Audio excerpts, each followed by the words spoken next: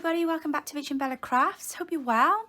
So I wanted to do a really quick flip through for you today of a journal that I have recently finished.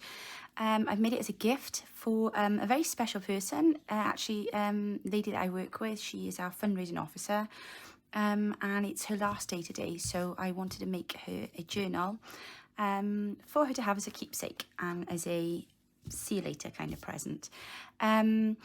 The theme I've gone with, she's really into fashion. She has like a fashion blog and marketing and stuff like that. So I've gone with kind of what I could find with to do with, you know, ladies fashion, hence the beautiful mannequin on the front cover there.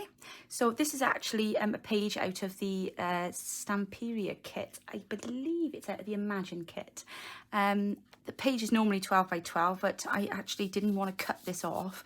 So instead what I did was I folded it, matched the bit there at the bottom so it still looks like it's on a really short pedestal, and I've just turned it into a pocket.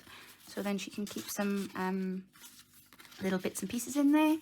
And she loves coffee. That's the other the other running theme.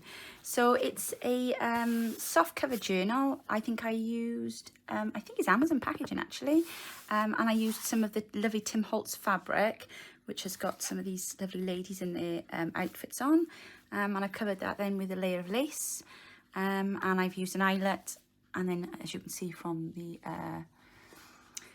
this side. You can see then all of the ruffles, and I've used some sari silk with eyelets as a closure.